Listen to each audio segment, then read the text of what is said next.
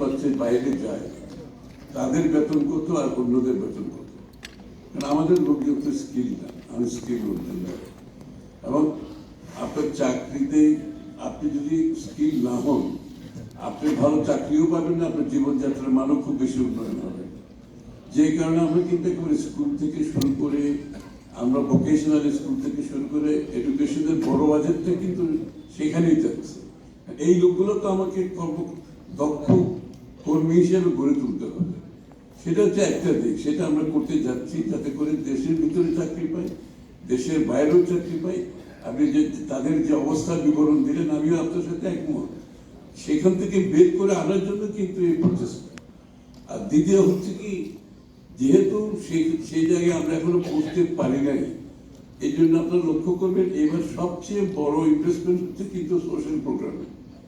যে মানুষগুলো চলতে পারছে না, মানুষ বলতে আমি আমাদের সর্বস্তরের মানুষ, দরিদ্র সীমার নিচে হত দরিদ্র যারা আছে এবং দরিদ্রতা বাড়ছে, সুতরাং এটাকে অ্যাড্রেস করার জন্য আমাদের কিন্তু বড় একটা অ্যামাউন্ট কিন্তু সোশ্যাল প্রোগ্রামে যাচ্ছে। ফ্যামিলি কার্ড বলেন, কৃষক কার্ড বলেন, ইউনিভার্সাল হেলথ কেয়ার বলেন, প্রাইমারি প্রিভেন্টিভ হেলথ কেয়ার বলেন, এই জায়গাটাতে আমরা বড় একটা ইনভেস্টমেন্ট করছি। এবং এই সোশ্যাল ইনভেস্টমেন্ট বাংলাদেশের ইতিহাসে কোনো বাজেটে এত বড় সোশ্যাল ইনভেস্টমেন্ট হয় নাই।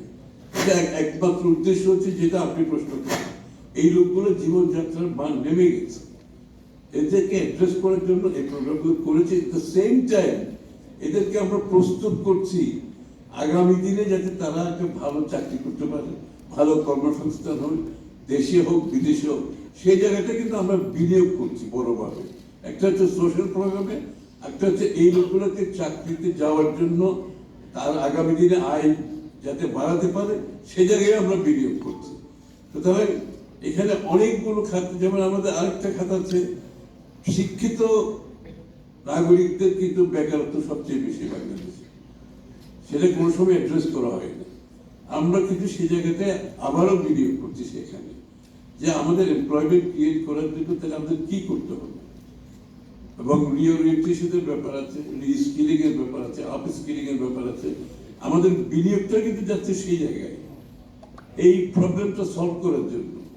তো আমরা আশা করি এই যে ট্রানজিশনটা, একটা হতদরিদ্র, দরিদ্র শ্রমিক, যারা নিম্ন আয়ের শ্রমিক, তাদেরকে ট্রানজিশনে নিতে হলে আমাদেরকে যেই বিনিয়োগ, যেসব জায়গায় বিনিয়োগ করছে আমরা সেই জায়গায় বিনিয়োগ করছি। আমরা কিন্তু বড় বড় মেগা প্রজেক্টে যাচ্ছি না, তারা খেয়াল করেছে, আমরা বিশাল কোনো প্রজেক্টে যাচ্ছি না।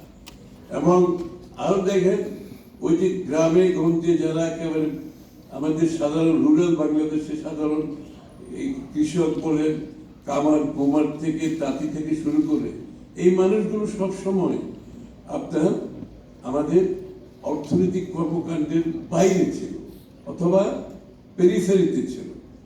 এরা কিন্তু জীবনযাত্রার মান কোনোদিন পরিবর্তন হচ্ছে। এইখানে আমরা ক্রিয়েটিভ ইকোনমির বিষয়টা নিয়ে আসছি। ক্রিয়েটিভ ইকোনমির উদ্দেশ্যটা হচ্ছে এই মানুষগুলোকে অ্যাড্রেস করা, তাদেরকে ঋণ দেওয়া, তাদেরকে আপনি স্কিল ডেভেলপমেন্ট করা, তাদেরকে ডিজাইন সাপোর্ট দেওয়া এবং তাদের পণ্যগুলোকে মার্কেটেবল করা, যাতে করে এই রুরাল বাংলাদেশের যে মানুষগুলো জীবনযাত্রার মান কোনোদিনই পরিবর্তন হয় নাই এবং এগুলো কোনো সময় অর্থনীতির মূল ধারায় এরা আসতে পারেনি।